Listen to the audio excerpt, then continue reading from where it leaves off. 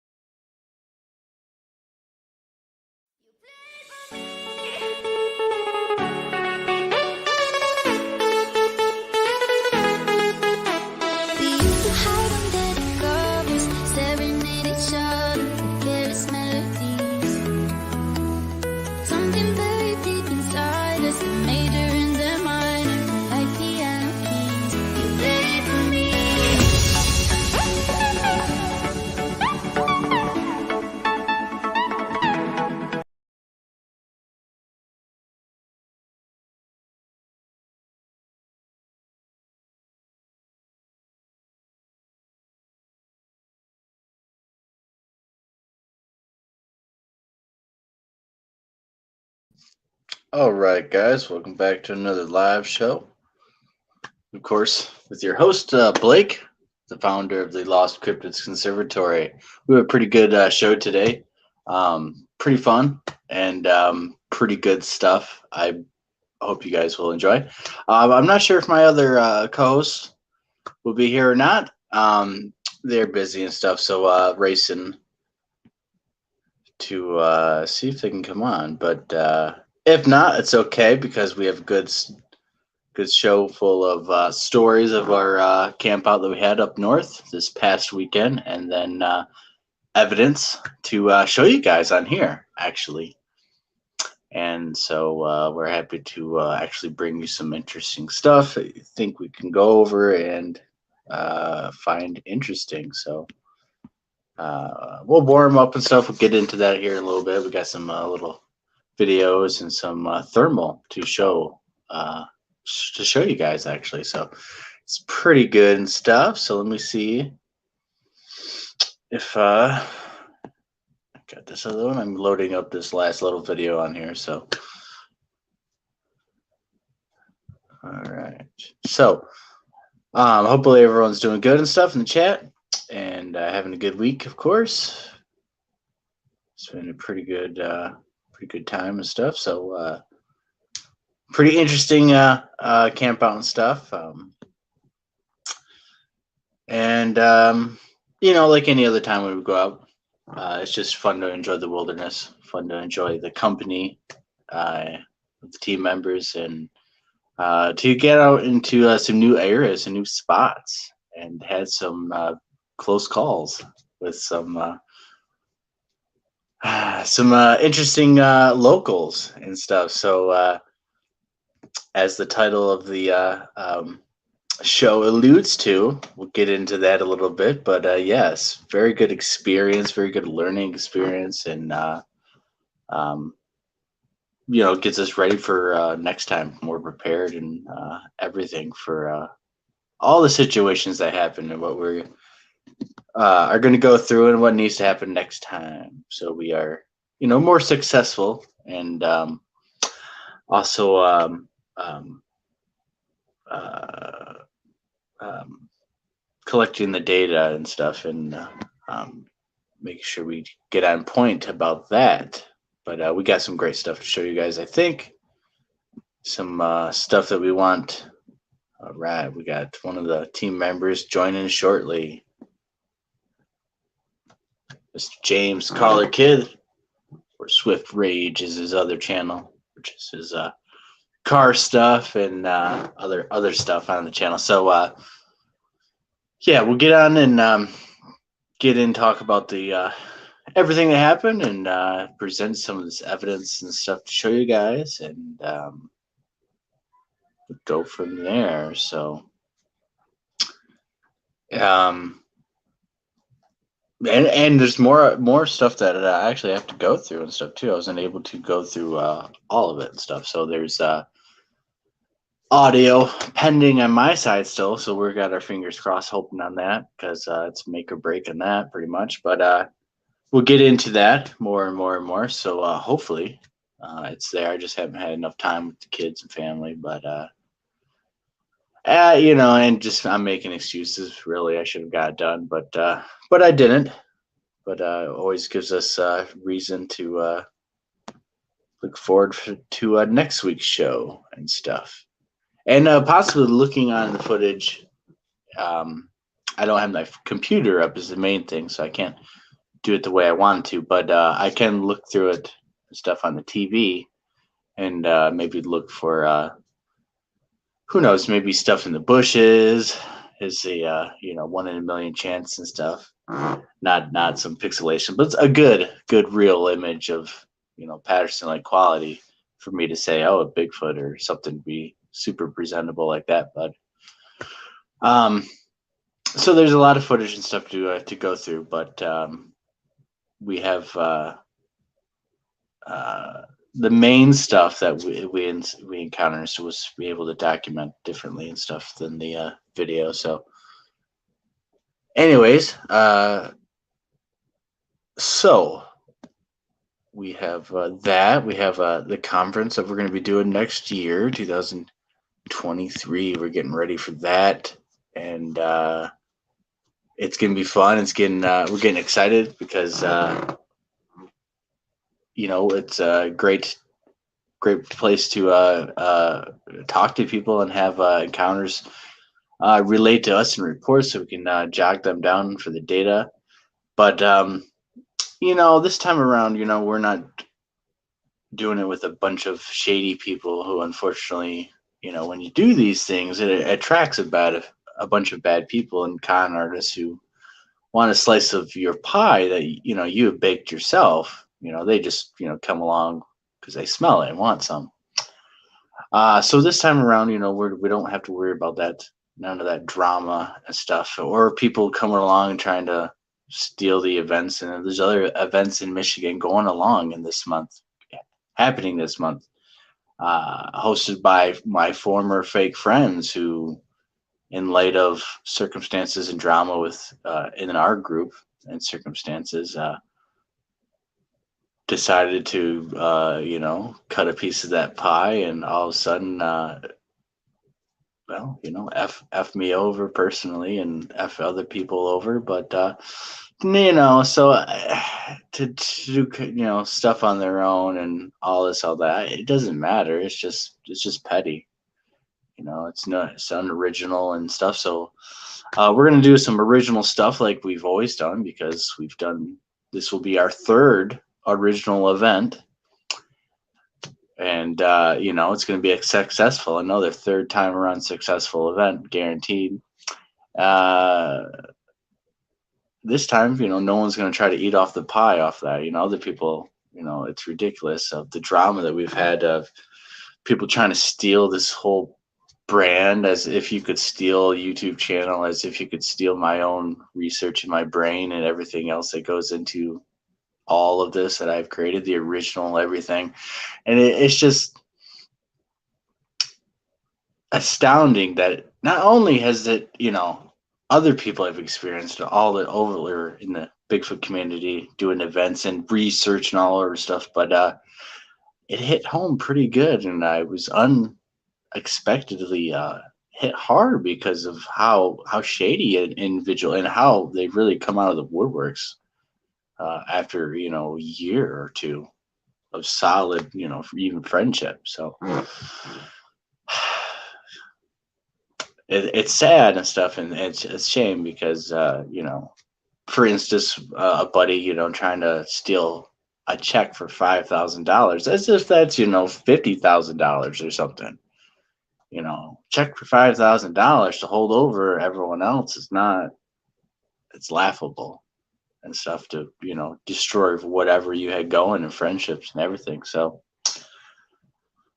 a bunch of stuff has come to light, and I'm so glad it did, because we get those people out of the way and away from our research and don't represent us and have no word and say what goes on, and have no more can't do no more things to steal our own original stuff or sell our merchandise. We finally got our own merchandise on the store. What's up, James? Call the kid himself.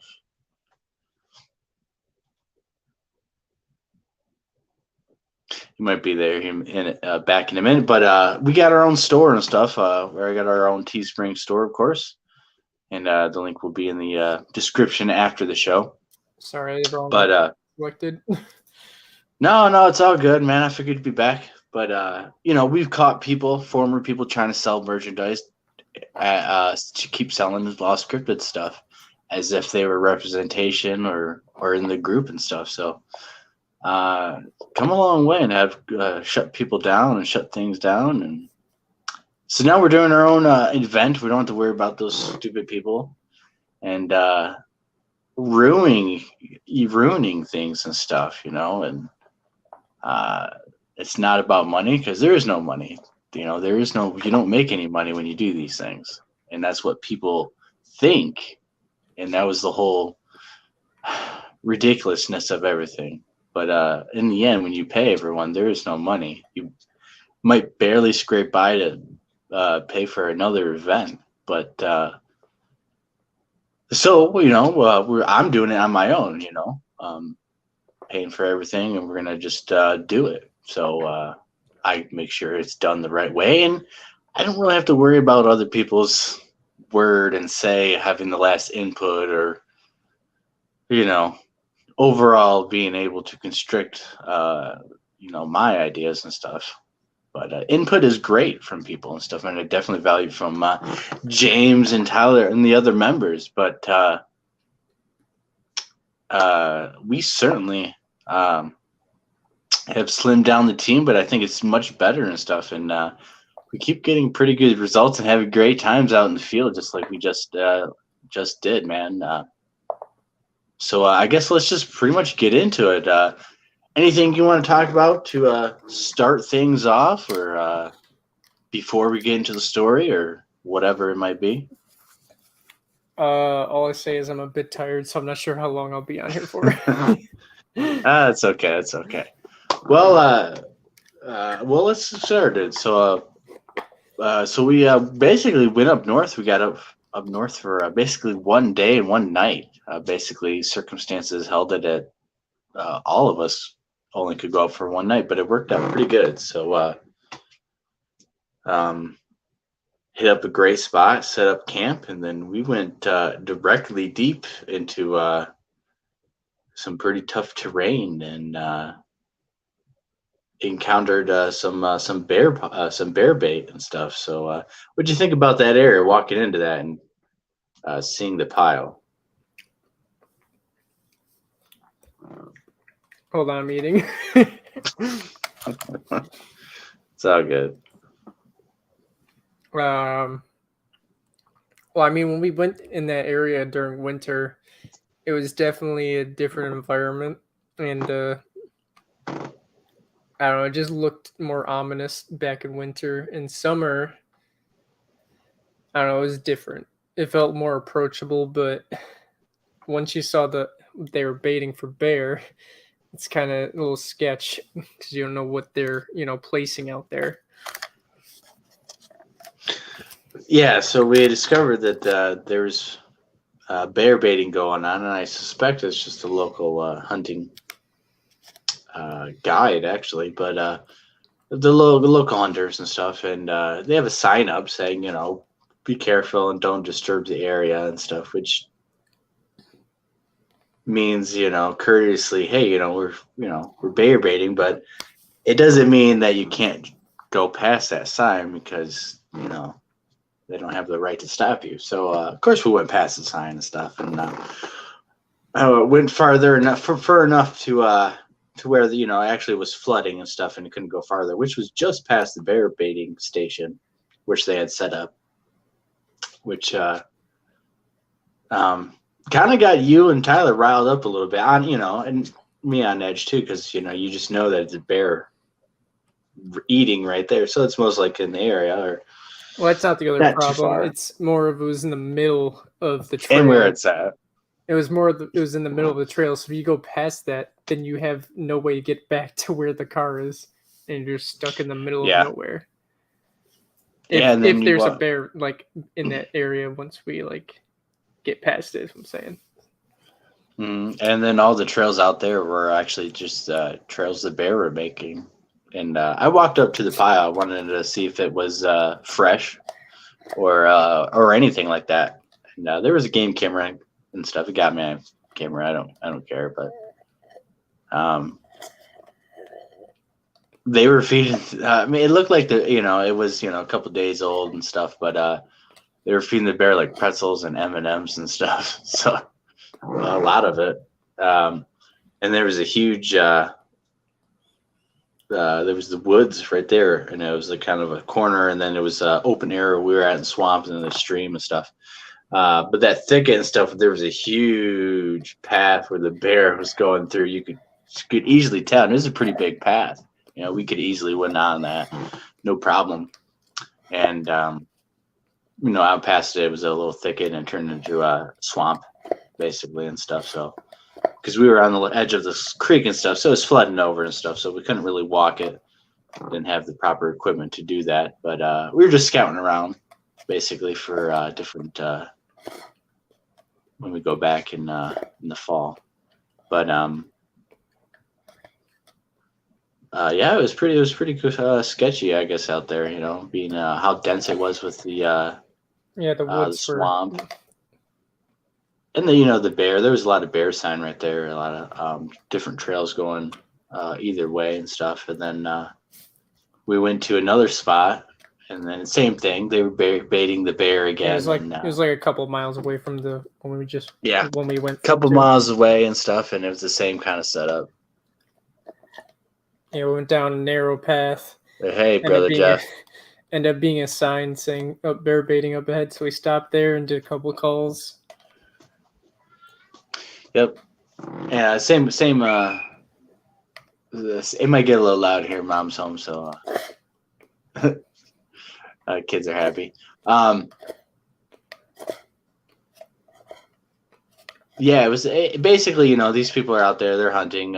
They won the lottery to hunt, or if there's a hunting guide service, they basically have special permission to do special things. Yeah, I looked it up. Bear hunt. And so they're able to do things that normal public people will not be able to do on public land and stuff. And so they say, please keep out of the area. But for safety reasons, because they are feeding this bear, you don't have to obey by that sign because it's not legal or anything. So me, of course, and I had the gun. Tyler had his Glock 10 mil. And I had the rifle, so we were pretty good and stuff, pretty confident, whatever. And I wanted to investigate the area. I didn't, didn't matter if that pile was there or not. It's where I was, wanted to investigate. So it was pretty interesting. The whole area over there was pretty interesting, and we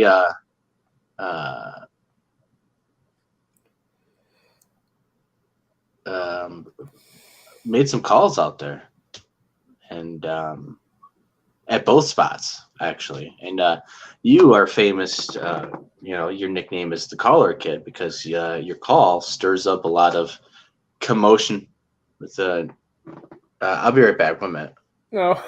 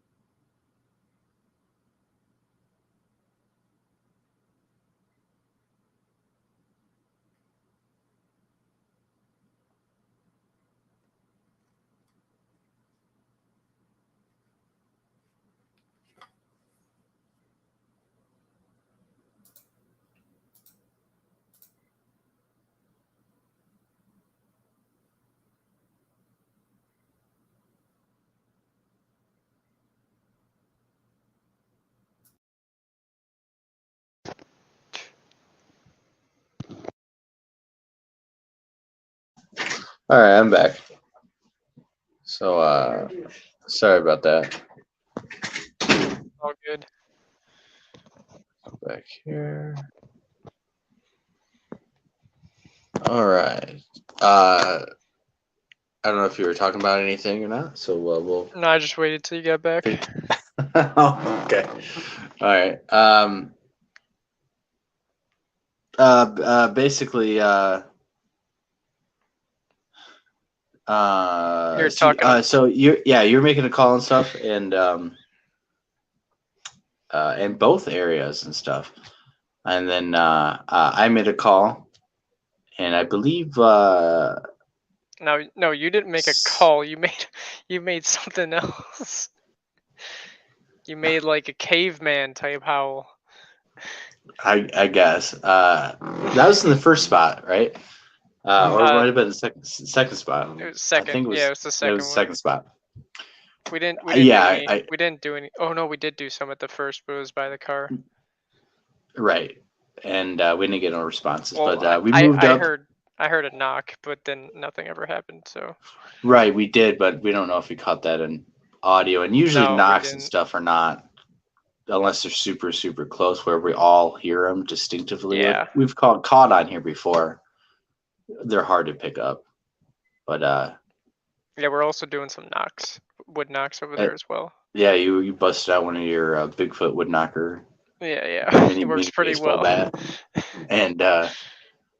And so we went to the other spot, which was a couple miles, and you did your famous Caller Kid howl. Yeah, it was the first one I'd done in like 3 months, so it wasn't good.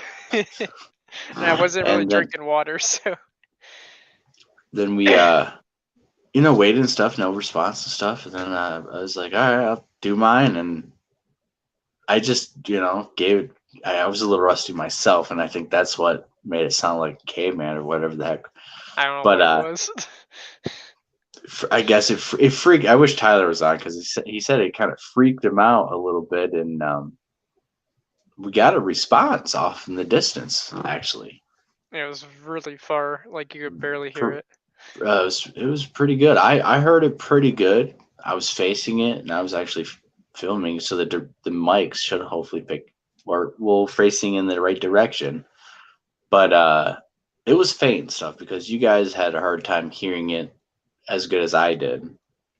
and I was like ecstatic about the quality of what I assumed was more of a Sasquatch.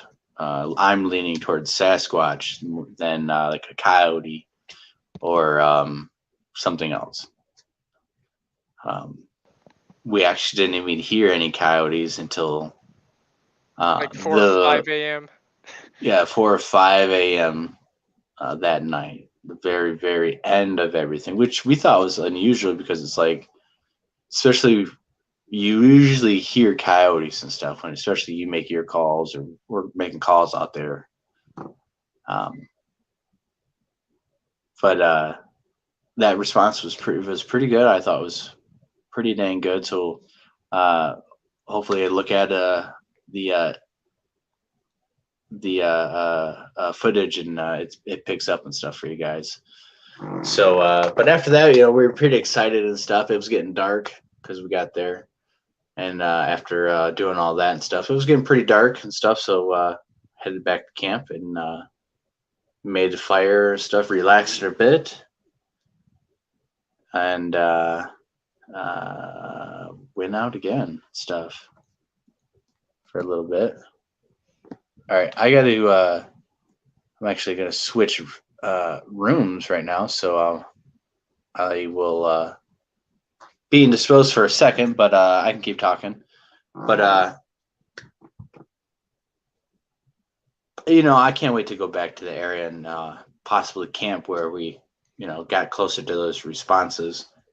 But where we did camp at is a great place, and we had set up. Tyler set up his audio system, which is basically a long-term audio recording device that he made himself that can run for weeks at a time, and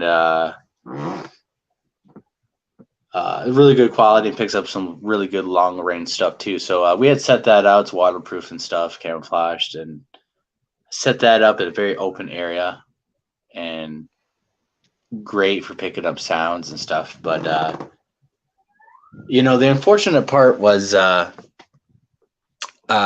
we didn't really get much audio at nighttime, as Tyler was relaying to us, which is kind of a bummer, man. We got barred owl though. Yeah, I mean, yeah, you got some barred owls, and we got the coyotes at night. Yeah, he said the coyotes you got. But in terms of like Sasquatch stuff, because we were pretty ecstatic with that one howl, and we were thought, oh yeah, maybe it was pretty far in the distance, and we were like at least 5 miles away from where the recorder would have been. Yeah, they wouldn't have picked up. I don't even think it was on at that time, but I would assume this, maybe we would have got activity brought to camp, but for audio that happened at nighttime, that was a no-go. It was a bust. So give me 1 second. I got to switch real quick, and I'll be right back. All right.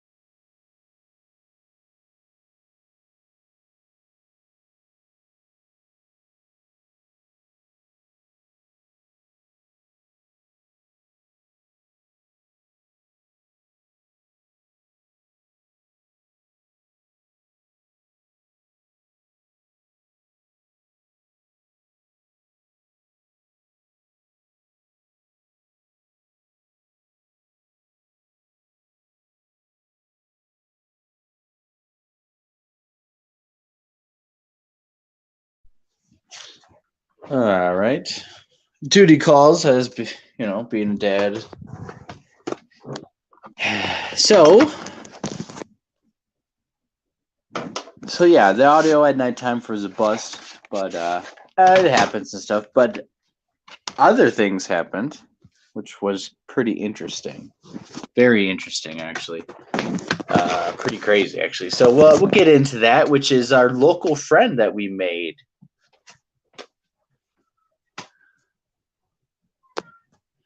Are you there, James? Yeah, I'm here. All right. Do you want to get started maybe on that? We at nighttime we took a night investigation walk around the perimeter and stuff, and made actually we made some calls and stuff, and we did some wood knocks at a location where previous people had a sighting.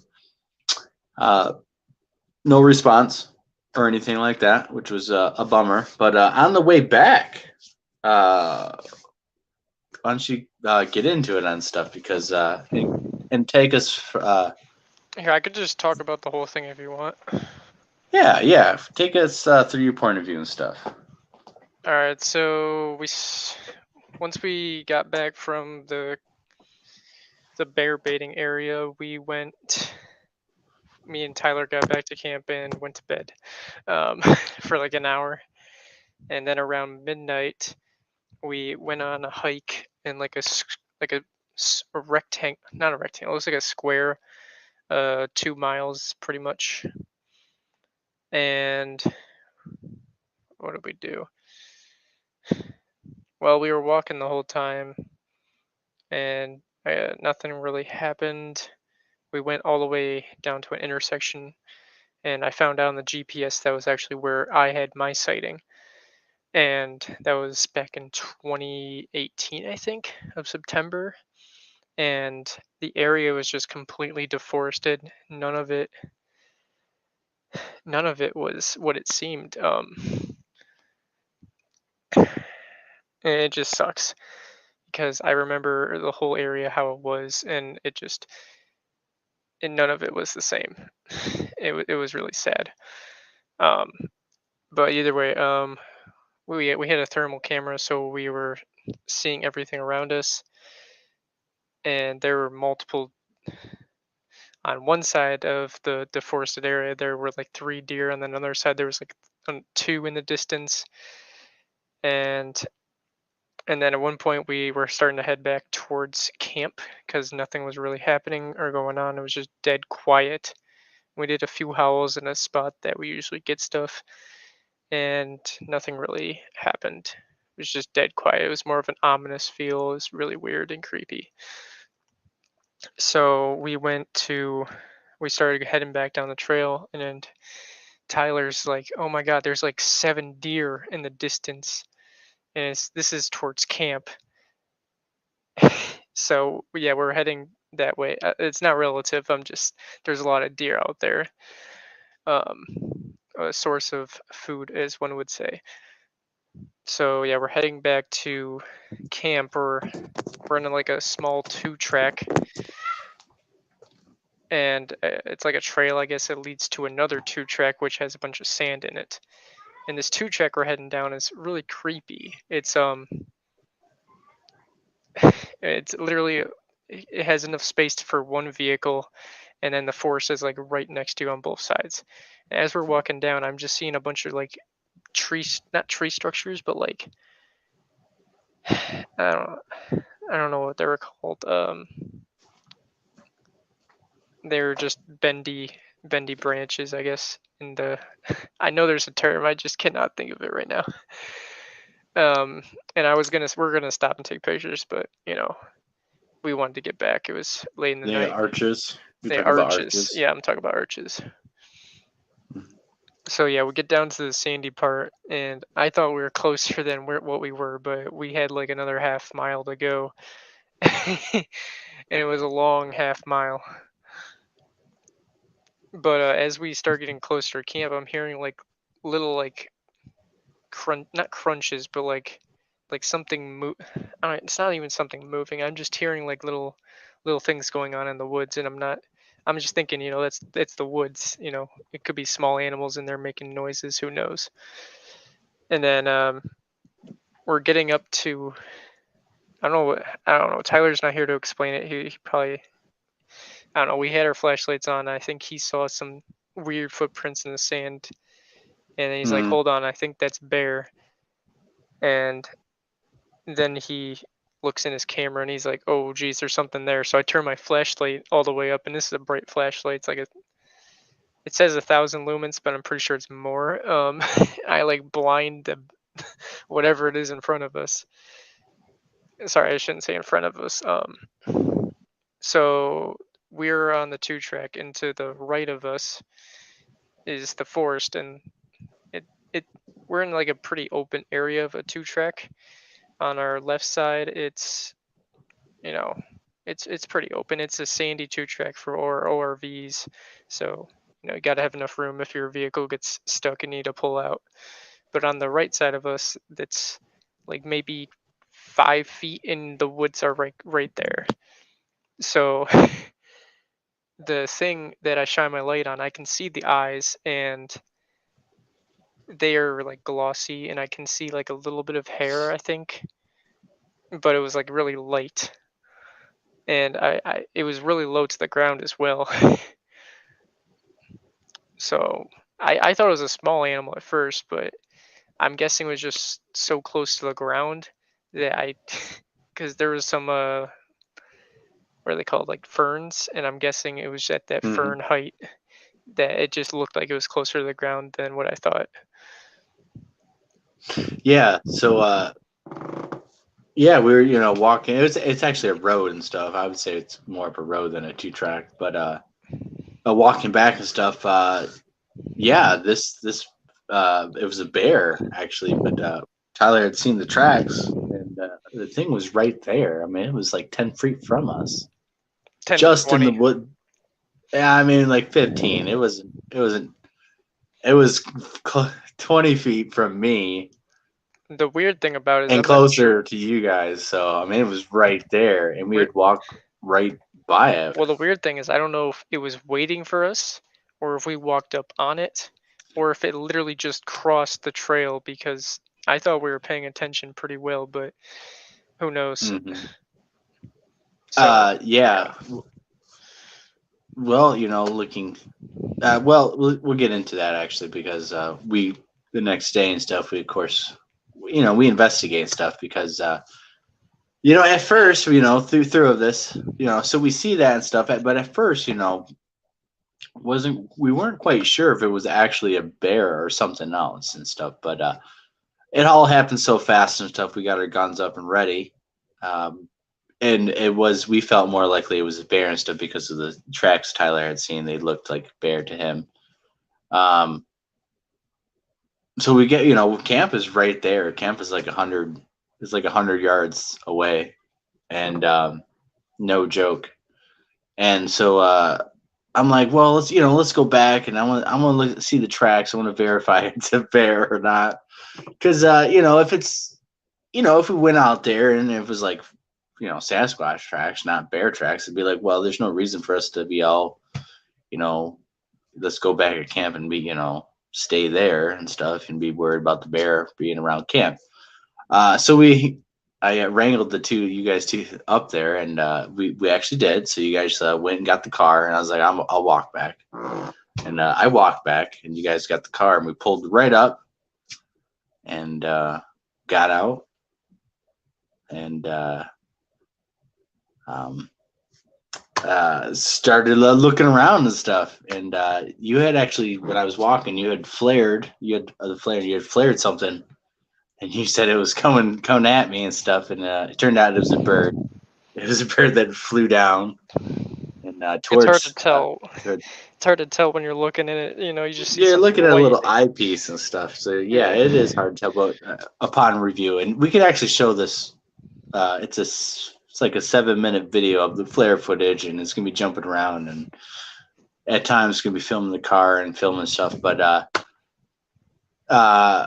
we got the clip of the most important stars so that we can show. But anyways, we walked up there again, knowing that, there's possibly a bear right here. 90% sure it was a bear because of, what we've seen. And so we went up there again and looking around. And of course, I'm posted up with the rifle already out, cocked, ready to go. And so Tyler is filming and bear. Yeah. And Tyler's, filming with the flare and captures our local friend. And so we'll show the footage right here and get your guys' opinion, but we're 99% sure that it's a bear. So it's on the left, I'm on the right. And so this will play a few times, we'll slow it down and stuff. Even though it's not full screen, it's enough detail for you guys to see. So what actually happens is it looks like it was coming up towards the camera, and then it swipes at the ground. So you'll see it take a swipe at the ground, and then I'm on the right side in comparison. Not exactly at the right spot, but the proximity and stuff. And so it's not a super big black bear or anything, but it was definitely letting us know that, hey, if you want to mess around and find out, step forward. And so I'll play that again for you guys.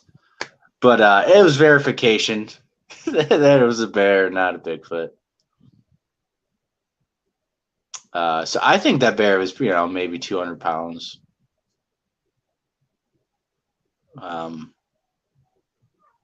in fact, I think it was actually denning up right by us and stuff. There's some features, some land features that I won't describe right there that it might have actually been denning up right there and stuff. So you can see it swiped at the ground and it was coming at, and Tyler could see this on the thermal and stuff, and that was enough for him to be like, all right, let's go to the car, except for we're in the front of the vehicle. And we all moved to the side, and he has to get in the driver's side. So I got to give him cover. He gets inside the vehicle, of course. I get back, and we go back to camp, knowing that there's a bear.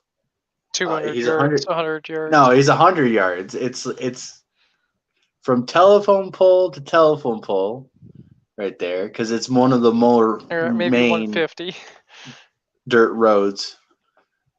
That's 100 yards. So we're probably another 20, 30 yards, and then another give or takes 150 yards, less than 200 yards. That that bear's right there, and it was exciting and stuff. It was actually pretty crazy and pretty dangerous, because walking up on a bear that's 10 feet away from you. So that's when you look down, you notice, and like, man, we chambered our rounds and got the guns ready so fast, but like, it could have been bad if the bear just charged even before that or instantly, because it was so weird. It was like we were all talking, we're looking up, nothing on the road, we're all talking, but in the moment, it's like something happened, and Tyler looked down, and it's like instantly. Yeah, I actually have the audio. We're in this different mode. I actually recorded the whole thing accidentally. My recorder was on from doing wood knocks, and I left it recording in my pocket the whole time. There you go. But it's like very scuffed, like you couldn't, because it's like rubbing against my pocket and stuff. So I don't think I was recording at the time, because it was at the very end. We were like, camp is like right there, and I was I'm pretty sure I had the camera off, and so it was and it didn't matter anyways, because I put the camera in my pocket and had the gun ready. So yeah, I was about to go to bed, and I realized that my recorder was still recording. I'm like, oh well. That's funny. It was crazy. Even going back there was a little ballsy, because it was letting us know, like, hey, don't be messing with him. I think it was just one, but yeah. Yeah, him or her. And but I kind of wanted to verify, and plus, we had a thermal, and And Tyler was saying, next time, I'm gonna, film it longer to make sure, proof positive, because when we were reviewing the footage, you have to look through the flare and stuff. We couldn't put it on a big screen. We couldn't. We knew most likely it was a bear, but we, in the moment, had hopes. But the next morning and stuff, which comes to our next big segment of evidence, which is highly interesting and stuff. So the next morning, knowing, oh, hey, it's a dirt road, perfect for tracks. We should be able to find the bear tracks right there. Well, we didn't find the bear tracks where the bear tracks should be, where if we encountered the thing, because I believe the car ran them over. Which sucks, because in it was the only precisely all the exact spots that the bear, I guess, took. Which is weird, because it would have had to step to on the bank, because they were in the middle of the road. If it crossed the road. But what I was thinking though also is, which I don't know, Tyler looked down and there's bear tracks right there, which he assumed, right? But if the car ran them all over, whatever, I would assume that a bear still would have made more than enough tracks to survive a car going. It went down one way, turned around, and came back. So it was, 4 different times, and we did drive on both sides of the road technically. Or the bear was on the other side and crossed at some other point and just happened to be there, and Tyler just happened to look down and seen an impression that looked like a bear, then a bear was actually there. I don't know, but either way, the odds are pretty interesting of not being able to find the tracks of where it crossed right there, even though Tyler said he's seen the tracks and a bear was there, because we did track to where you could clearly see there was matted down grass, matted down things. We tracked it. Me and you tracked it. We followed the footsteps and stuff. Got some, and it was a bear and stuff. It was nothing abnormal, too crazy about anything. You guys had a pretty good sighting of it. Tyler had a really good sighting of it. He said he seen the fur and stuff, and on the thermal and stuff, he's seen it really good. He wasn't recording at the time, but the thermal was on and was a bear and stuff. So he was saying, I'm pretty sure it was a bear, bear. But the long story short, as we get into it, there was, in the morning, I get up early. I try to, wake up early as I can. And I'm usually the last one to sleep, the earliest one to wake up. And I went on the roadway and to look for the tracks where the bear went, and if anything else was there. But instead of the bear tracks, I found other interesting impressions, and I'm going to tell you right now, it's very interesting what we found and what we didn't find. So we didn't find the bear tracks where we should have found the bear tracks, right? Yep. But but in that area, in close proximity, not exactly where that was, but across the road, and I think maybe 10 yards either way. I should have made better notes and detailed it a little bit better, but of exactly the positioning of where all these were at. But I know roughly where they are, estimates in all my head. But we found, make sure I'm getting the right one. So we found, I found this one and recorded it. So now at first people were like, oh, it's just, it's a deer track. But if you look closely at the gaps in the deer track, they're too wide and stuff, and they're not actually deer tracks. And there was no other deer tracks walking into this or out of this and stuff. So as you can see right there, especially on that right side, that's not a deer track. That doesn't connect and stuff. And some of these other pictures, the shadow is going to come into play where you're not going to be able to see the detail. But the last set of pictures, like this one, you can see pretty good. Like this one, you see at the bottom how there's like it looks like there's a third impression. It's actually a shadow, and there's not 3 impressions on the ground. There's only 2. So I took pictures at multiple different angles, and I whipped out the dollar bill for measuring and stuff. And I tried to zoom in a little bit. But as you can see, the shadow on the far right side at the bottom is coming into play, I believe. And so you got to take multiple pictures of multiple different angles. And if you take pictures of these tracks at different times of the day where the sun is at different positionings, that shadow is going to mess with this, and your pictures are going to turn out differently. And these tracks are going to look differently at different times of the day on your picture. So a really good time would be like in the morning or at night when that sun is at the angle that angled downward like that. So it's casting like that. When it's overhead, like at noon and stuff, it would be a little harder to cast those pictures. But at the end, you can see how the impressions and stuff were, it wasn't 3 at the bottom. On that one side, it was 2.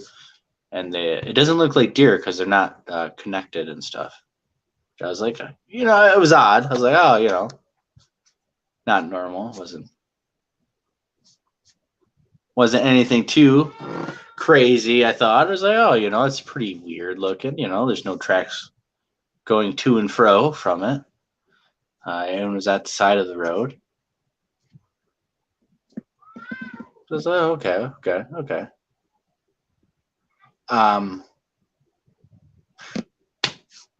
So where we should have found bear tracks and stuff was 100 yards down the road from where our camping entrance would be at. Okay, so we didn't find any of the bear tracks. We found other impressions close by that, but where we are at, and to turn in where we are at, we found a very interesting impression that kind of looks like a bear track. But the odd thing about this was, and I'll show a picture, a video here, is so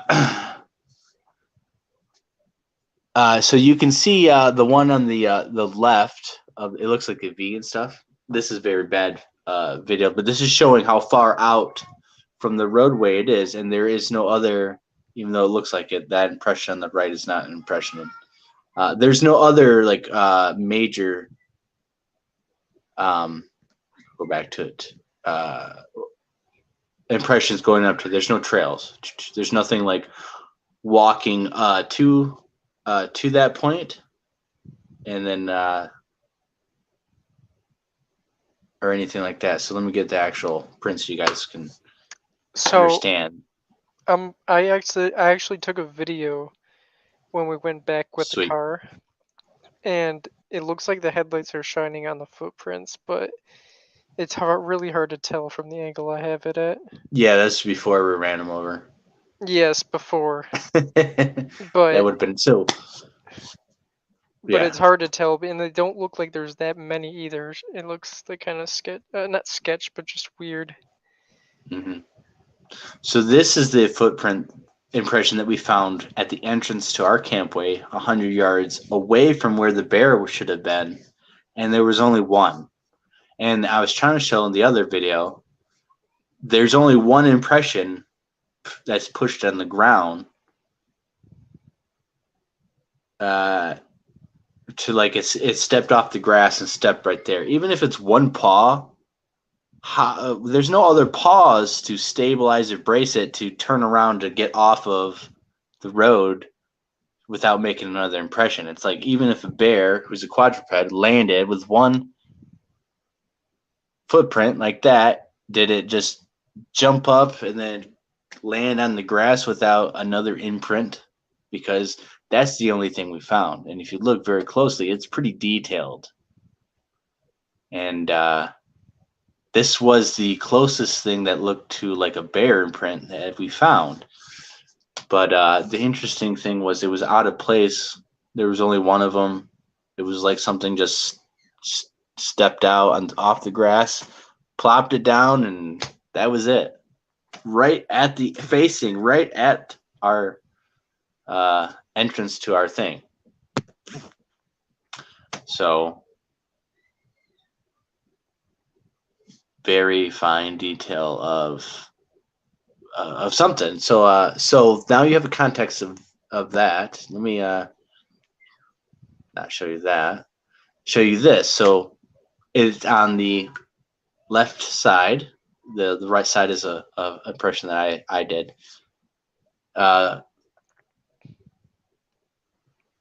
So that's it. So it's that one impression right there on the left, and there's no other tracks.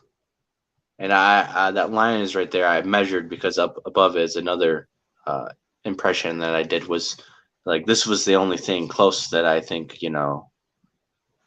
So right there you can see there's a scuff mark right there, but that's not part of the impression. But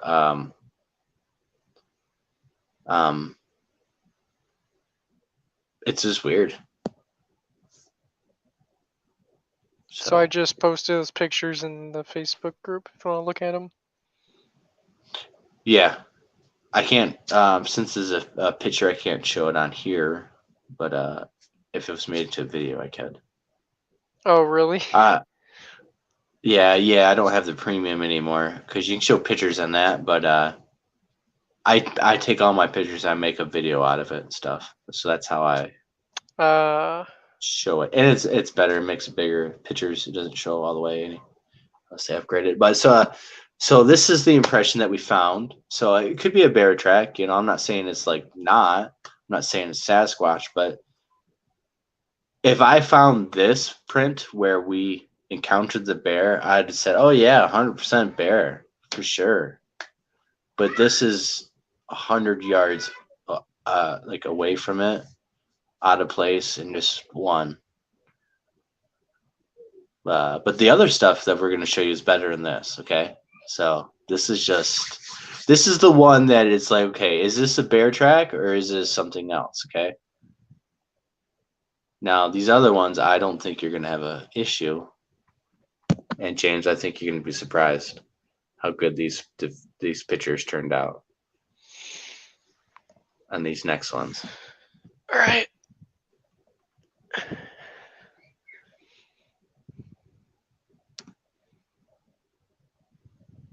That's right. That's great.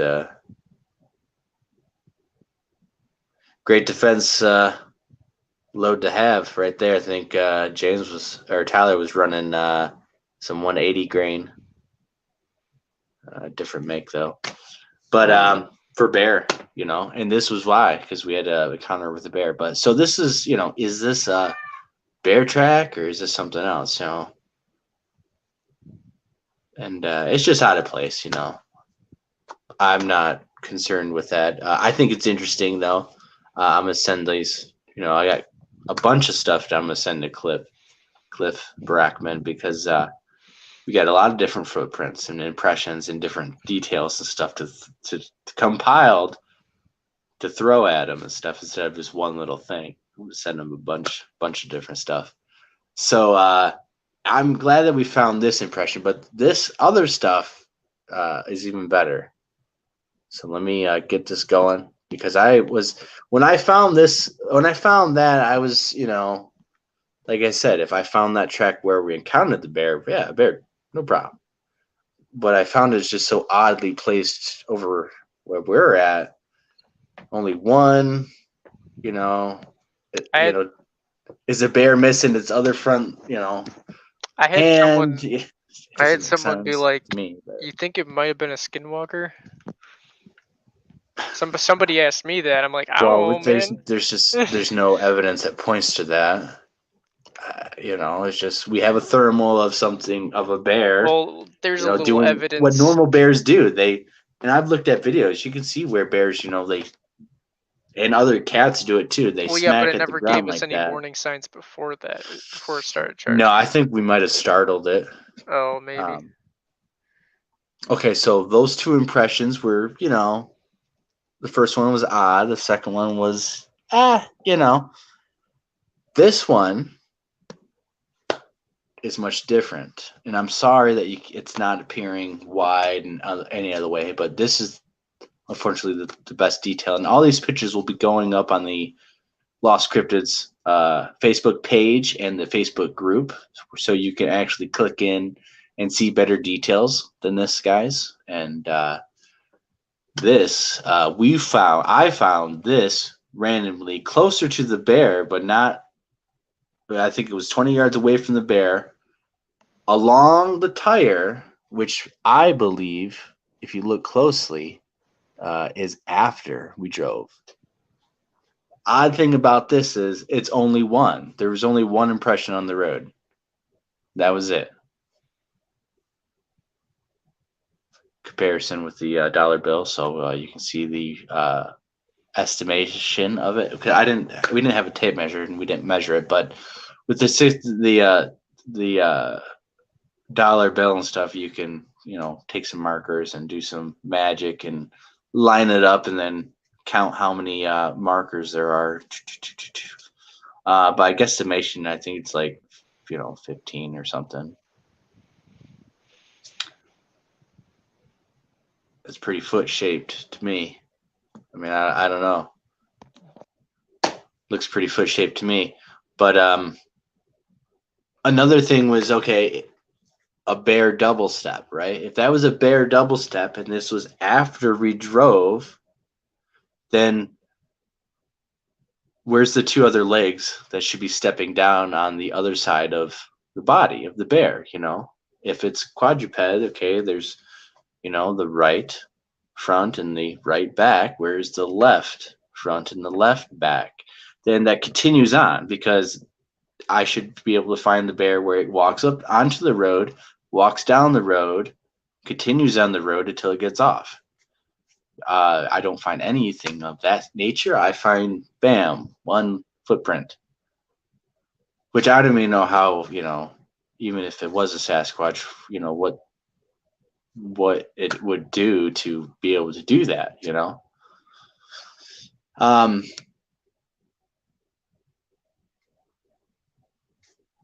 It's pretty interesting. You see, and you can see the details. Actually, in that one, you can actually see toe impressions. But when you click on the pictures, as soon as this is over, I'm going to put the everything on the page. You guys get exclusive first looks here. You can see there's actually toe impressions there. But that's that's pretty good. Still, it could be maybe it's a double step, right? Even though there's a whole another set of missing footprints. Okay, we're gonna get to even some juicier stuff for you guys, right? So it's like, how can that be juicier and stuff? Well, being lucky and stuff, and this is just odd. So like finding this, okay, I'm walking along this path, and I'm walking a single path, so I'm not disturbing anything, and I'm finding this random stuff, right? I'm not sure what's going on, but I'll tell you this much. That doesn't look like a bear to me. And this is over where the bear encounter spot area is, on the other side. So you have that one footprint on one side of the encounter spot where we should find the bear prints. And then on the other side, close by, I believe it was on the other side, you have this impression, which to me, it looks pretty damn convincing, like a handprint. Like something is on the side of the road and it is reaching out and bam, made an impression.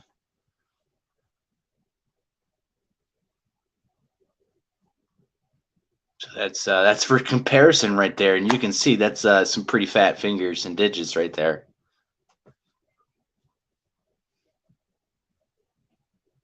And there is some closer detail of it.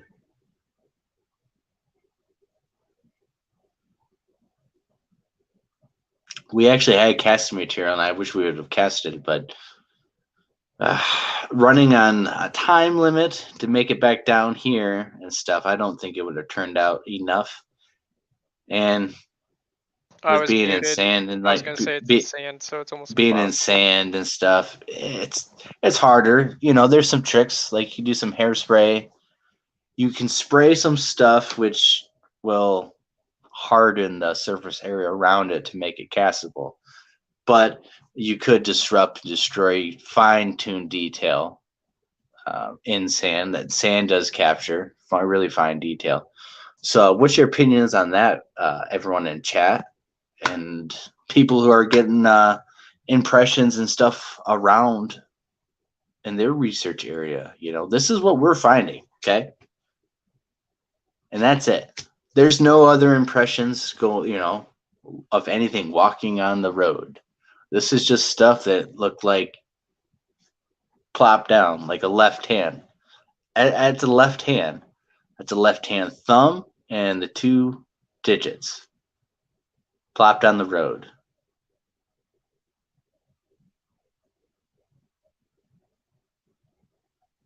So, you know, I don't know. It's just crazy. I think it's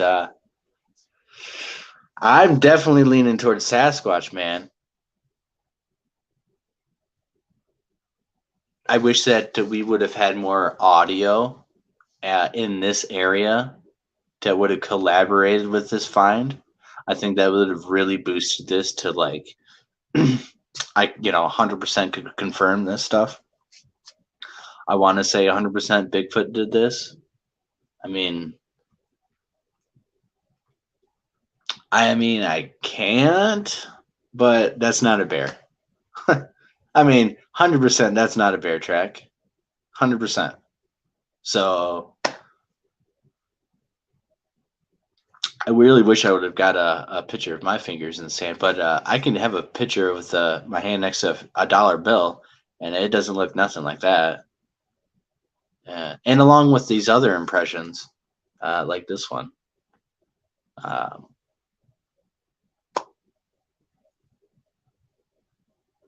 Again, this one looks different than the one impression closest to our camp, which looks more bear-like than this or that handprint. You know, you can clearly see different. But even then, you know, I'm suspicious of it because why is it placed in front of our thing? There's no other tracks there, and it's actually pretty far off the grass to where if it was a bear and it leaned out and bam, planted one foot, for it to turn around to get back onto the grass, I'm pretty sure a bear who's not smart, who's not thinking about, I shouldn't leave impressions in the ground, or I'm going to mess with these guys and leave one impression here, jump off, turn around, and be able to have the dexterity to get back into the grass without making another print and only leaving one print there. Like, you know, bears just don't do that. But this track, and you'll see in the pictures that you actually can see the detail. Maybe you guys can see it if you guys are watching on bigger screens. I'm on my phone. But being able to take it takes about almost a third of the screen. You should almost be able to see that there are digit impressions in that. So this is the one that we found closest to our camp, you know, which is, I would assume, more bear-like than obviously these other impressions. But it's odd that it's only one. And again, you know, bears just wouldn't be playing a prank of, I'm going to leave one impression here, jump up, turn around, have the dexterity and intelligence to do that, to not leave any other tracks to do that. I don't know, you know, so, but this is very good detail and stuff. So I would assume, and I haven't spent the time to look at other bear. I have looked at other bear tracks and stuff too, and usually they're more oval shaped and stuff, and they do kind of look like this. But you know, I'm not an expert at this stuff. But if I send this with other stuff we found, maybe there's some other stuff out there. But yeah, it's just weird. No problem saying it's a bear though. if we found this where we encountered the bear, I'd be, oh yeah, look, bear tracks. But we found this in a completely different spot, and normally I think bears would just make more tracks, man. I mean, just doesn't make sense to me. I mean, I'm not an expert tracker, but I can track things. I can track small game. I know different game signs, but tell the difference between a raccoon, a possum, bear, wolves, cat, difference between a cat and a bear, difference between a cat and a dog. I can track things in the woods, even though I can't see the impression detailed exactly what it is. I can tell stuff has walked there. I can tell there's trails here, if it's a big game trail, if it's a small game trail. I can't, lick the ground and tell you how long the animals, passed through, but I could tell if, how long it's been, if the track is dry, it tells you it's been a couple hours, if there's certain things that I know that, can tell there's certain things, but I'm not an expert. But when I see that there's only one impression on this ground where a normal animal, I would assume a normal animal would make more impressions, it strikes me as odd. So that's why I'm including that pretty good detailed, possibly bear print as odd, because there's no other prints around it. It's so odd right here. I mean, it's just so odd. I mean, that scuffle right there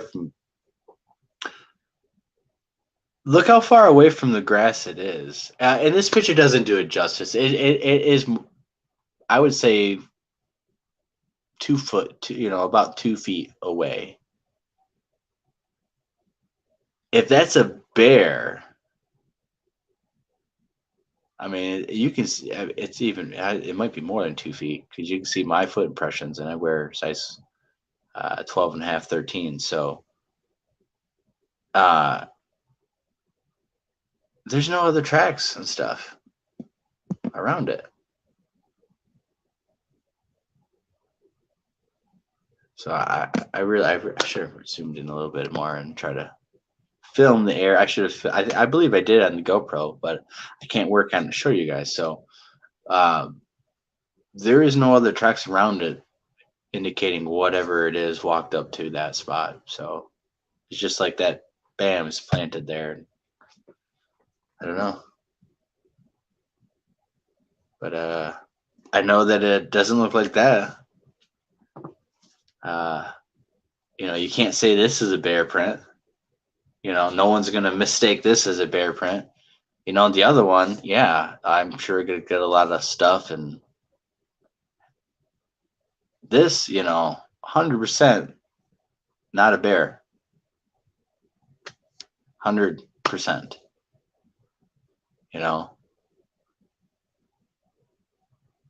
So if this was a Sasquatch, okay, if this was a Sasquatch with the footprint and maybe some doodling in the ground that we found, which could be this other impression that I showed earlier, I'll show again, because that's what it looked like. It just like little, like someone stuck their like fingers in the dirt, and like 2 different ways in 2 different directions.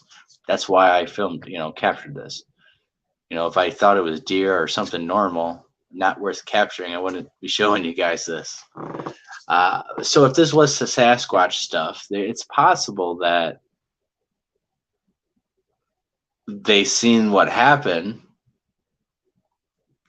or that's the only conclusion, is because how can I find these impressions close to where we had the bear encounter? If if it is a Sasquatch, if the Sasquatches didn't know that the encounter happened, right? Because we ran over the bear tracks. So you just sent me some pictures. I didn't look at them yet. We parked the car in front of where the bear crossed, but we didn't get a chance to look at the ground because we were concentrated on filming stuff over here, and I'm with my rifle watching for anything to jump out, so I'm not looking at the ground. So if you got pictures of it and then the car runs him over, I can't find the bear tracks the next morning where there should be, where Tyler said that he's seen them. You got pictures that might show some impressions that are not what I found and are not like that. So, and you can see the impressions are after the fact, after the car drove, then the impressions show up. So if a Sasquatch wasn't there to observe that, how would they know to make impressions, close by to where the bear encounter happened? Right? I mean, I went further down. I didn't find any. And we went further around and went all the way around. And we didn't find any tracks all the way that way. It was all the impressions were right where everything happened. This 100-yard stretch. That was it. So, I'm not, I could speculate all day, I could say maybe they were watching, blah, blah, blah. That doesn't matter. All that matters is that we do have physical evidence to present to you guys as view of pictures and detailed pictures. So when you guys look on the pictures and stuff, you can have a fuller screen to look at this, to see the detailed impressions on these guys. And that's all that matters. I mean, I can speculate of, what happened, how are they making this, which I'm going to. It's like, because it's like, how did that track get over here? Did it and it jump, bam, land, and then jump back off the dirt road?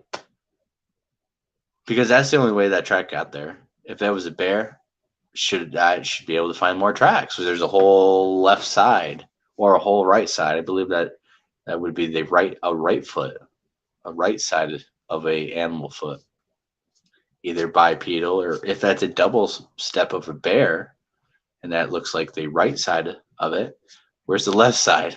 And then where's the tracks going to it? Where's the tracks leading? We don't find that.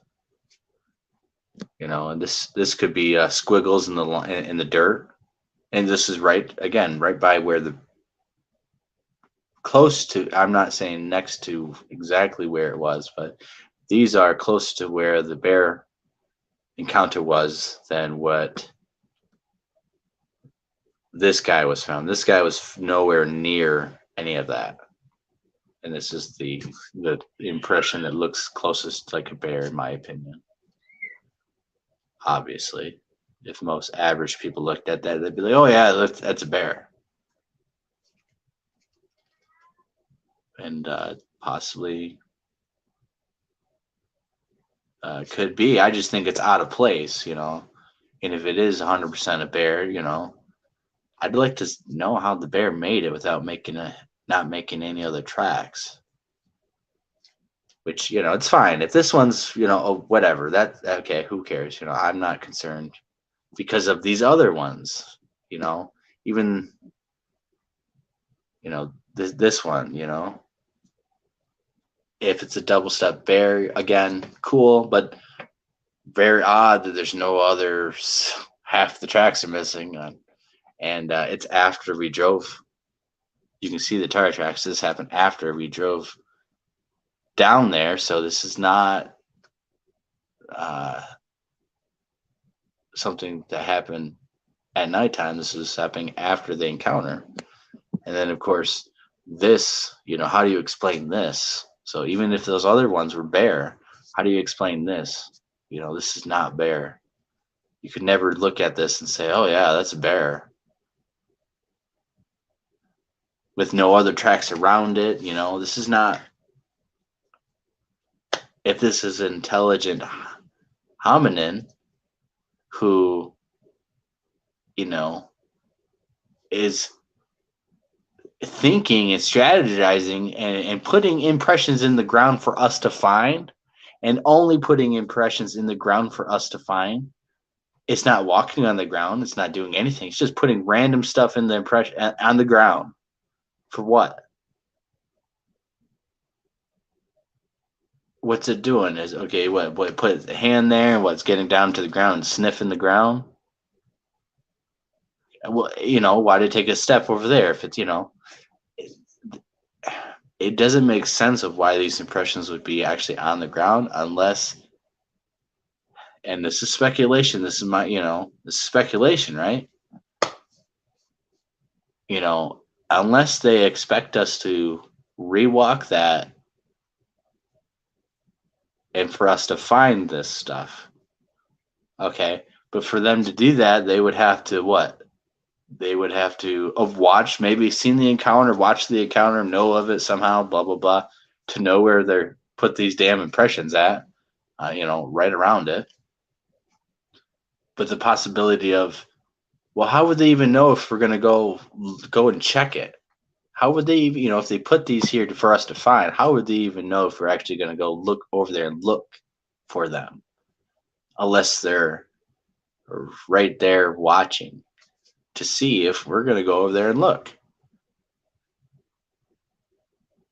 So one thing that we always do is we look for tracks up there, and anything that happens, we kind of, and other spots too, where seems like we find something out of place that is not there, that is placed there deliberately. We have evidence of this. We find stuff along the trail that is placed there deliberately for us to find, for us to notice. Sometimes we move it and stuff to observe it. They document it. We look at it. Mess with it. The only way for them to know to put something on the trail for us to notice is for them to be watching for that and to observe it. You know how much patience and there's a lot that goes into that, setting this all up and following through on watching a person who, it's a Sasquatch or stuff. He goes down this trail all the time. I want to put this, manipulation across this trail. I'm going to pull this sapling out of this swamp and this rotted root ball that's saturated and stuff that you could tell was in a swamp, saturated environment. I'm going to plop this right down on this hard packed trail.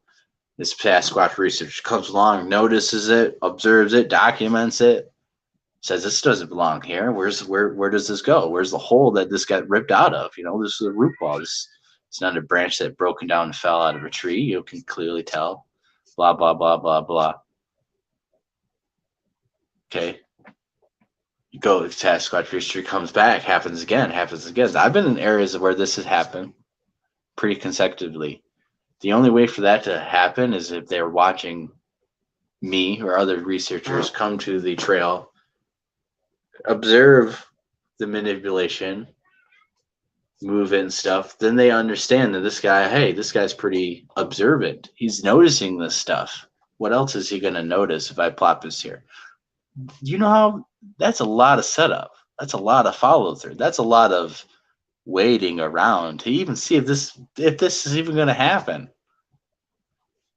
But what if that is going on? And if they pick that up on certain people, or they do that, like say if you keep going to an area a lot, and you have a favorite trail that you go on, maybe one day there's certain new things that will pop up along the trail, like tree structures, tree manipulation, things across the trail. You notice it and stuff. Maybe the next time there's more stuff, there's new stuff, there's the same tree branch that you moved is there again and stuff like that.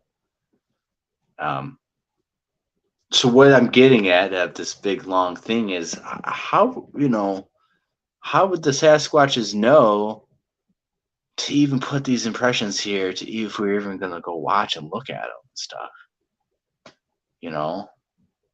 or just do it and leave the area and just, either they find them or they don't, or are they in the area observing us that morning, watching to see if we go out there and to see if we notice their impressions that they left on purpose.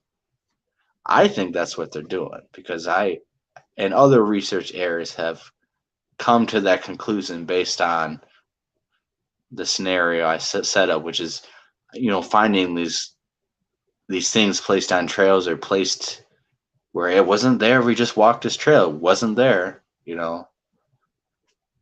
all these, manipulation across this one section of trail, or finding something across this one section of trail. There's other encounters and documentation we have and have yet to show. I have a bunch of stuff that I'm sitting on, a bunch of evidence. I'm able to show this stuff because it's on the phone and it's pictures, documentation. It's a little different than video on SD cards. I can't work on them through the phone. So there's a lot of evidence and documentation that I have yet to be able to show you guys. But what I am in my data and my research is showing that these guys are watching us. That's why I don't go out there acting like an ignorant camper. I go out there, make it abundantly clear that I am out there for them. I'm looking for them. I don't try to push them or anything. We try to take it very cool. If we feel like we should make knocks, we make knocks. Most of the time, it's in a desperate attempt to try to get something. But when we feel like it's time to make a call, we make calls. We're not shy about it because we have success. That's why the caller kid, James, is the caller kid, because he has stirred up not only animals, the whole forest at times, multiple different people. Other people can vouch for this. And has got Bigfoot response calls a number of times.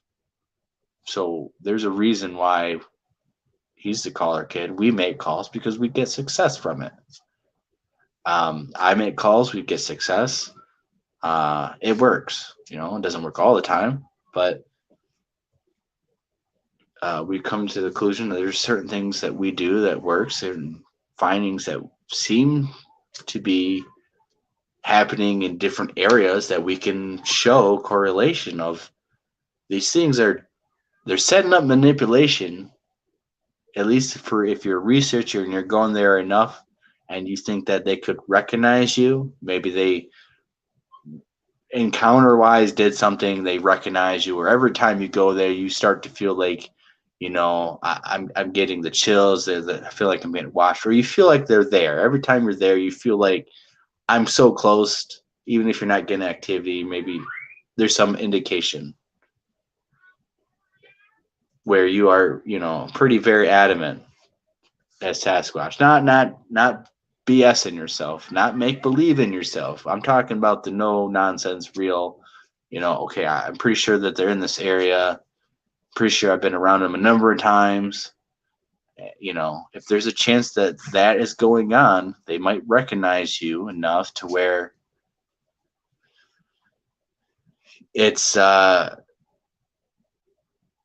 gonna do things for you to notice, and they're gonna be watching you to see if you notice that stuff. And I think it's just something to do with their observant, and it's something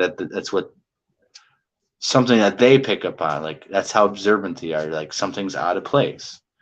Like, even if tree structures are communication, or I don't know, whatever, they are able to pick out something in the environment that they know that doesn't belong there, like game cameras. It's not that hard. It's just totally out of place, It's human and stuff should avoid it. If they see IR light, it's a whole nother thing. But just being able to pick up things that are out of place in their environment means that a person in a ghillie suit, might not be at such an advantage as they think, unless he's hiding some pretty thick stuff, Still might look out of place if he's leaning up against a tree, and that bush, that ghillie suit type thing wasn't leaning up against that tree, last week. Tree stands, blinds,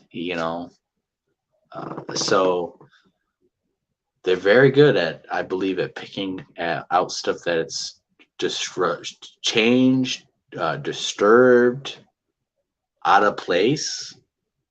And I think that is uniquely suited to their tracking ability, how to be able to track game by seeing stuff that's changed and displaced and stuff on that level. But at a grand scale of things, they'll be able to tell that, this place has changed this way, this is a little different this way, or hey, this hasn't been like this, or humans have gone through here, and stuff like that.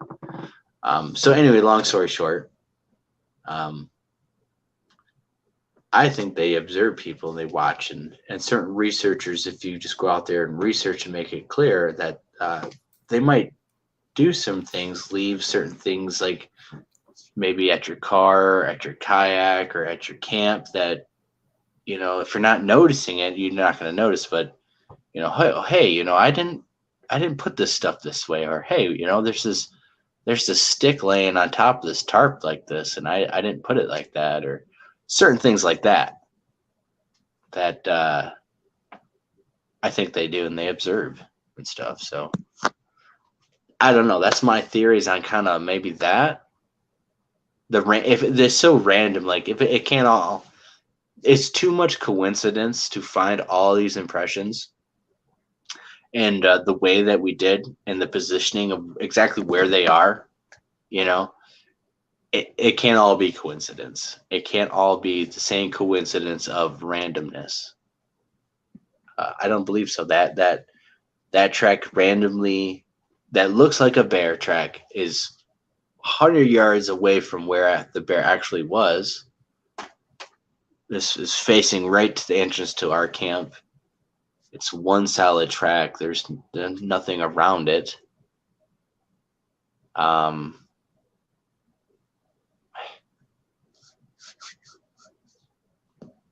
Finding this, and there's deer tracks all around. I should have got some pictures of deer tracks to show you guys to compare to this, because these are not deer tracks. The randomness of finding this stuff, it can't all be coincidence. You know, there's too many coincidences to be that.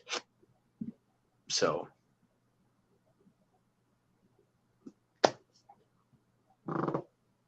look at that. I'm so, you know, looking at these pictures stuff, even in the moment with my eyes and stuff, you know, I was thinking, man, I just hope these pictures turn out, because you never know with how pictures, again, the angle of the light, the sun, the timing, the shadows, the positioning of the camera angle and stuff. So, but they turned out amazing for you guys, and I hope you guys enjoy this. I'm gonna see some comments. Let me guys know what you guys think of these impressions, especially this one right here. This is, I think, the best out of all of them, because you can't say, oh, well, it could be this. There's no, well, it could be a bear. That's definitely not a bear. So, so let me see some comments after the video is live. Anyone watching them, see some comments on this video. We'll post these tonight or in the morning and stuff. We'll have these on the Facebook page, Facebook groups. I'll probably be posting these all around, seeing what people say, probably getting bashed, but I won't. I'll play nice, I guess, because if I don't, some people will say I'm a hoaxer because I defend my stuff, which is very brazen of them. So yeah, I think that's some good stuff. I mean, why wouldn't I be hyped up about that? So I'll send these and a bunch of other stuff. So we got, you know, the great thing about this stuff is we have a lot of different tracks and different trackways and stuff we've come across. There's some knuckle impression right there. We got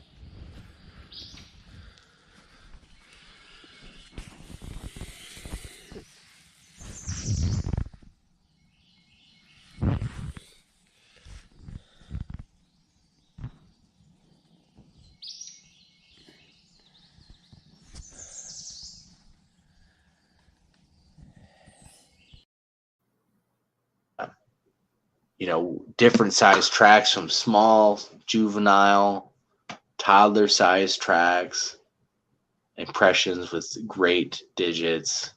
I mean, we got lucky. We've been getting lucky. I don't know if I got more in here I can show. I think I did. I got the casting of this one. No, not this one. But that was an impression. It's pretty good. You can see there And again, different times, different angles, and lighting, and the impression doesn't look as good as it should. But if I would have shot this at different times of the day, it would have looked totally different, both good and bad. I mean, we got Knox, we got a bunch of different stuff spread out on some stuff. Some evidence has only been shown on live shows, actually, and some evidence has yet to be shown at all.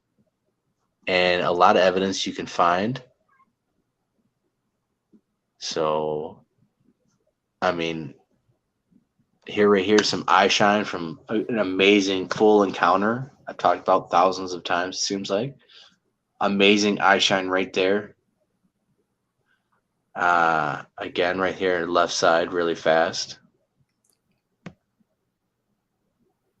Left side, bam, really fast right there.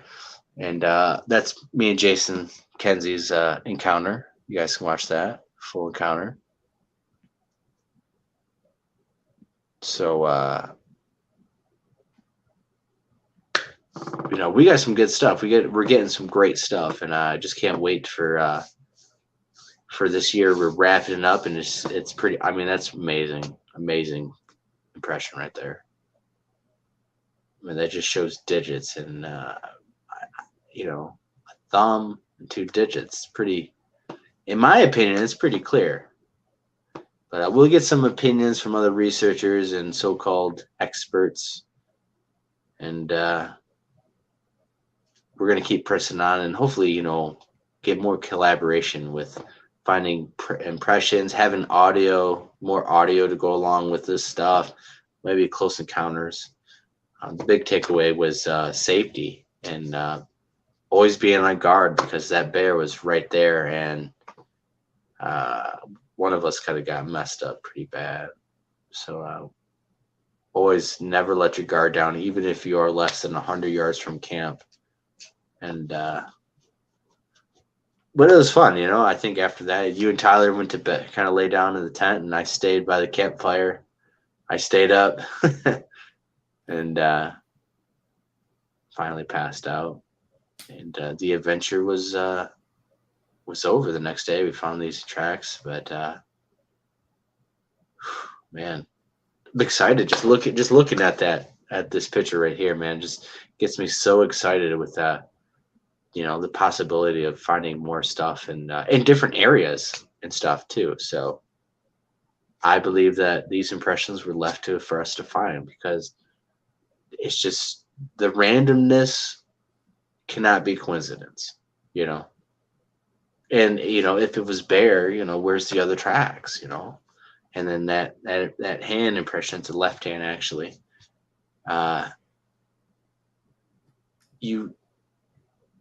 that's not a bear and stuff, that all those add up to not normal. So that is what happened on our research, guys, and that's the conclusion and evidence that we find. That's the one thing that I like about doing this and presenting to you guys, and is actually bringing back evidence, because we're not out there trying to BS you guys. We're not out there just sitting at camp doing nothing, and we're out there. We go in the woods. We try to get stuff. We have things happen. We observe things. We try to document things. We try to figure out exactly what's going on. We're not everything is Bigfoot, but we're kind of common sense, no nonsense guys. And when there's no other impressions around this stuff, it doesn't make sense. I'm not an expert tracker, but I can tell you what, I'm a lot better than most average people, most Sasquatchers, I would say. I hunt and stuff, spend time in the woods and stuff, observe animals, have been around Sasquatches, and I'm glad that we were able to bring this stuff to you and have it happen. It's honestly about them. If they don't want to do nothing, nothing happens. We can't bring you nothing. So for whatever reason, they like us. Whatever we are doing is working. I don't know. I think it is actually recognition of going into the areas enough that they recognize you guys. They recognize the vibe. They recognize your presence. Maybe they can pick up on certain things that they like or dislike. And I think the more that they like about a group of people, especially, the more you bring out there, better the chance of interaction and stuff that you notice that is completely out of the norm that shouldn't be there. And the more that you observe, and you're going to pick up on that stuff. So if there's anything else, James, we're actually going to be shutting the show down right about now. Well, I was about to tell you, I'm falling asleep. Go ahead. I might have fallen asleep. I for like steamrolled. 10 minutes. I just kept going. I'm sorry, but there's a lot to like unload when it comes to this data and my own theories on this. You know, you would probably have your own theories about everything that happened in this data and stuff, but there's a lot to process, a lot to explain. And to explain my theory, to go over it, it's a lot because, or it's just random impressions we found again. Yeah, it's just, there's always a reason why, why does even normal animals, why do they do this? Why do they do that? There's always a reason. So when it comes to Sasquatch, it's a whole mystery. So any last words and stuff, James? Go ahead, carry on. You have the floor. No, I'm tired. I appreciate you jumping on, man. I know with your new schedule and stuff, it's very hard to get you on here. This weekend, I've got off till Monday. Right. And that is why you are gracing us with your presence. And I'm glad. Yeah, it's weird, but it's like everything works out kind of the way it should and for a reason. At times, it seems like. Things happen where we had a response that hopefully I can pick up and show you guys backlog evidence. But we can show you guys this. James was able to come on. It's great stuff. We'll get Tyler come on one of these days. We'll regurgitate all this stuff because from his point of view, when we encountered the bear, I mean, he was right there and seen it on the thermal. And he gives a great story that I just cannot reproduce. So his point of view is just, he was the closest. So yeah. I mean, if we would have run that scenario a dozen times, I don't know how many times we would get attacked, but I'm pretty sure we'd get attacked at least once or twice. Yeah, because you kept wanting to go back and look for evidence. Well, I wanted to confirm 100% because even though Tyler was like 90% sure, I want to make 100% sure. Plus, it's right there by camp, so it's like we're right by camp no matter what. And I figured, the car should scare it away enough. I wasn't too worried about it. I mean, I wasn't trying to mess with the thing and stuff, but I assumed that it ran away, and we of course it I think I can't. I'm not going to give the detail of why it couldn't run away from us too much, but there was a reason why it couldn't get away from us, and that's why it turned around and actually scuffed at the ground. So there was a reason why it couldn't go away farther than what it should have, but we weren't trying to like chase after it or anything like that at all. So I think in Tyler, when he was doing the flare, you can actually see it walking like away. Because it got like pretty deep into the wood line. Right. It was it had walked 20 more yards away from the road line. But unfortunately, the way the terrain was all set up, it was not able to go that way. So it had turned around because we came back. It turned around and, we were out there and stuff. So it came up closer and was just starting to make aggressive motions to us to say, hey, don't mess with me because you're going to get some of it. And so I'll play that clip real fast again because we didn't show that as much as the other clips. Obviously, because it's not Bigfoot evidence.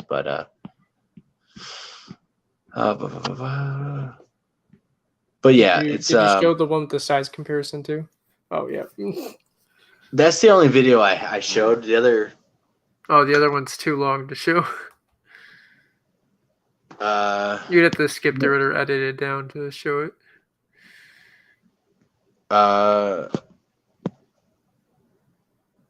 No, I think I can show it. It's just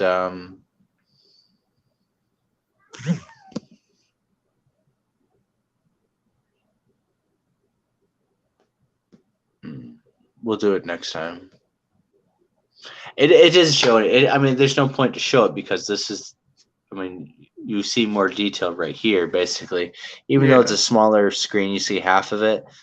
When it's slowed down and stuff, you can see the movements, and that's literally all that you would see anyways, except for you're going to watch a bird attack you. A bird fly down and me walking down the road, and then you shaking and watching the so there's a whole lot of nothing in like 10 seconds of that. So yeah. So anyways, that's it for the show. We're going to get off because my phone's dying. I got other stuff I got to attend to. I got to cook some food, stuff like that. I got to attend to some things, daddy life and all that. So getting off right now, and that's about it. So I hope everyone enjoyed the show. We'll have this evidence on Facebook soon. You guys can donate through the Teespring spring store. We'll have the link in the description here soon, and you find that description in other shows. So I appreciate everyone who's watched the show, and until next time, have a good time.